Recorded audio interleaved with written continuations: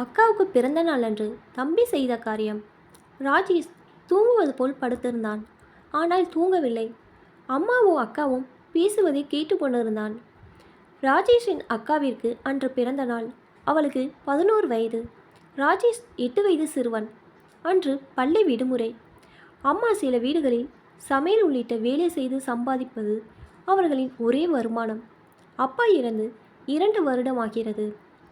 ரம்யா, அப்பா ஃபோட்டோ பக்கத்தில் உனக்கு பிடிச்சது வச்சுருக்கேன், குளிச்சுட்டு வந்து நல்லா கும்பிட்டுட்டு எடுத்து போட்டுக்கோ.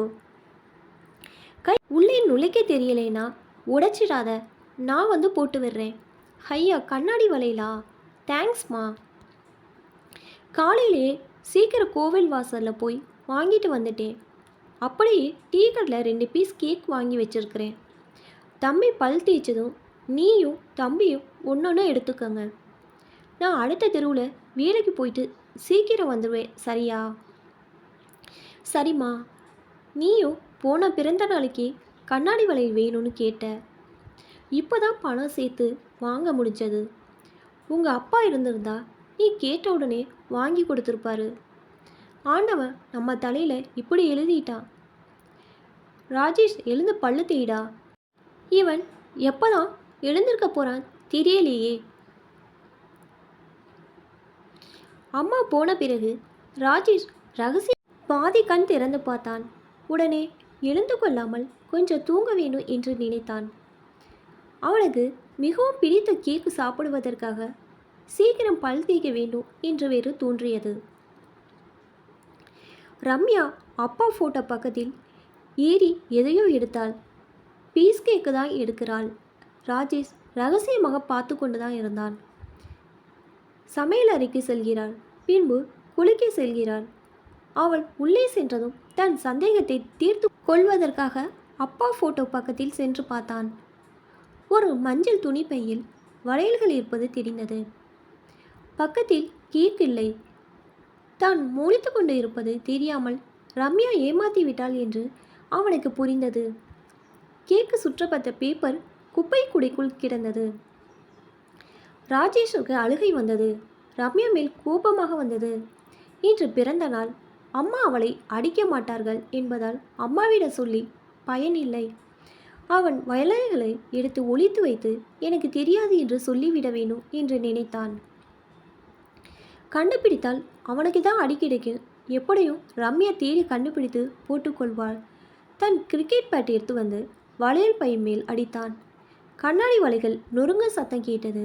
ரம்யா இன்னும் குளித்து கொண்டுதான் இருந்தாள். பேட்டை இருந்த இடத்தில் மீண்டும் வைத்தான். ராஜேஷ் தூங்குவது போல் மீண்டும் சென்று படுத்து கொண்டான். ரம்யா குளித்து முடித்து அப்பா படத்திற்கு அருகில் வந்து வணங்கினாள். அவள் துணிப்பையை திறந்து வலையில் உடைந்திருப்பதைக் கண்டு அழப்போகும் நேரத்திற்காக காத்திருந்தான். அவள் ராஜேஷை பார்த்தாள். அவன் முழித்து கொண்டே இருப்பதை கவனித்தாள். அவன் நிதானமாக எழுந்து பல் தேய்த்தான். பின்பு ஜன்னல் பக்கத்தில் வந்து உட்கார்ந்தான். மாட்டு வண்டியில் ஒளிபெருக்கில் சினிமா பற்றி விளம்பரம் செய்து கொண்டு போனார்கள். அந்த தெருவில் ஓரிரு வீட்டில் மட்டும் தொலைக்காட்சி உண்டு. ராஜேஷ் வீட்டில் தொலைக்காட்சி இல்லை. கிரிக்கெட் தான் அவன் ஒரே பொழுதுபோக்கு. ராஜேஷின் கிரிக்கெட் பேட்டில் சச்சின் மற்றும் கபில் தேவின் கையெழுத்தின் மாதிரி இருக்கிறது. அதை தொட்டு பார்த்து பின்பு மானசீகமாக 2 சிக்ஸர்கள் அடித்துவிட்டு இருந்த இடத்தில் வைத்தான்.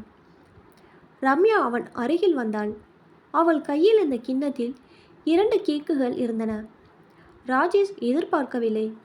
அம்மா 2 வாங்கி கொடுத்துட்டு போனாங்க. அங்கே கொஞ்சம் எறும்பு இருந்தது. அதான் உள்ளே எடுத்து கிண்ணத்தில் மூடி வச்சேன். ராஜேஷ் எதுவும் சொல்லாமல் ஒரு கேக் எடுத்து தின்றான். தான் அவசரப்பட்டு வளையல்களை உடைத்து தவறு செய்து விட்டது புரிந்தது. அப்பாவின் ஃபோட்டோவை மீண்டும் பார்த்தான். அப்பா மருத்துவமனையில் கடைசியாக அவனிடம் பேசிய வார்த்தைகள் அவன் காதுகளில் மீண்டும் ஒலித்தது. ரம்யா, நீ இன்னொரு அம்மா மாதிரி. தம்பியை நீயும் பார்த்துக்கணும், சரியா? ராஜேஷ், நான் சொல்கிறது உனக்கு புரியுமான்னு தெரியலை. இருந்தாலும் சொல்கிறேன். இனிமே நீ தான் எல்லாம். நான் பார்த்துக்கிற மாதிரி ரம்யாவை பார்த்துக்கணும், சரியா? ராஜேஷ் சாப்பிட்டு முடித்தான். ரம்யா மீண்டும் அவன் அருகில் வந்தாள். இன்னொரு கேக் கூட நீயே எடுத்து சாப்பிடு. உனக்கு இது ரொம்ப பிடிக்கும்ல? எனக்கு பிடிக்காது. அம்மாவை போலவே பொய் சொல்கிறாள். வேண்டாம், நீயே சாப்பிடு என்றான். எனக்கு வேண்டாம், அடுப்பு பக்கத்தில் வச்சிடுறேன், நீயே அப்புறமா எடுத்து சாப்பிடு என்று சொல்லிவிட்டு ரம்யா வெளியில் சென்று பக்கத்து வீட்டு பூனையிடம் மியாவ் மியாவ் என்று பேசிக்கொண்டிருந்தாள். இன்னும் அவள் உடைந்த வளையலை பார்க்கவில்லை. ராஜேஷ் அப்பா படத்தின் அருகில் வந்தான். அப்பா, தெரியாமல் கோவத்தில் பண்ணிட்டேன், இனிமேல் இப்படி பண்ண மாட்டேன், சாரிப்பா, நான் ரம்யாவை நல்லா பார்த்துக்கிறேன்ப்பா, நீங்களும் ஹெல்ப் பண்ணுங்கப்பா என்று கண்கள் மூடிக்கொண்டு வேண்டிக் கொண்டான். மியாவ் குட்டி, நான் கண்ணாடி வளையல் போட்டு வந்து காட்டுறேன் பாரு என்று சொல்லிவிட்டு உள்ளே வந்தாள் ரம்யா. ராஜேஷ் அவளையே பார்த்து கொண்டு இருந்தான். அவன் கண்களில் ஈரம். அப்போது அம்மா வரும் சத்தம் கேட்டது. ராஜேஷ், எழுந்துட்டியா?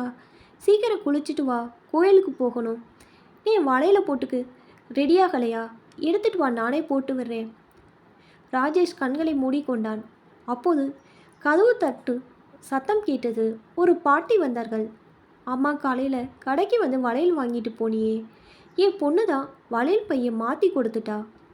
வாரம் வாரம் ஒரு பெரியவர் ஏதோ திஷ்டி பரிகார பூஜை பண்ணணும்னு கடையில் உடையிற கண்ணாடி வளையல் எல்லாம் வாங்கிட்டு போவார். அவருக்காக கட்டி வச்ச பை மாறிடுச்சு. உங்கள் வளையல் பை இங்கே இருக்குது. நான் வெளியூர்மா, உன்னோட அடையாளம் சொல்லி விசாரிச்சுட்டு வீட்டை தேடி பிடிச்சி வரேம்மா. நல்ல வேலை கொண்டு வந்தீங்க, இல்லைனா உடைஞ்ச வலையில் பார்த்து இவள் அழுதுகிட்டு இருந்திருப்பா. இன்னைக்கு இவளுக்கு பிறந்த நாள் வேற. அப்படியா தங்கம், வா, பாட்டி என் கையால் புது வலையில் போட்டு விடுறேன். மகராசியா தீர்க்காசாக இருக்கணும். பாட்டி ரம்யா கையில் புது வலையில் போட்டு விட்டார்கள். பாட்டியே என்றார் ராஜேஷ். என்ன ராசா, எங்கள் அப்பா உங்ககிட்ட ஏதாவது சொன்னாங்களா? பாட்டி, என்னக்குன்னு சொல்கிற என்றார்கள். பொட்டு வைக்கப்பட்டிருக்கும் அப்பாவின் படத்தை அன்னச்சியாக எல்லோரும் பார்த்தார்கள். ராஜேஷ், அம்மா கிட்ட வா, உடம்பு எதுவும் சரியில்லையா? அழுது கொண்டு இருந்தான். அவன் கண்ணீரின் நிஜ காரணம் யாருக்கும் புரியவில்லை. இப்போ தான் என்னோட சேனல் ஃபஸ்ட் டைம் பார்க்குறீங்கன்னா சப்ஸ்கிரைப் பண்ணிக்கோங்க. பக்கத்தில் இருக்க பெல் ஐக்கானை ப்ரெஸ் பண்ணிக்கோங்க. அப்போ தான் நான் ஒவ்வொரு தடவை வீடியோ போடும்போதும் உங்களுக்கு நோட்டிஃபிகேஷன் வரும். தேங்க்ஸ் ஃபார் வாட்சிங்.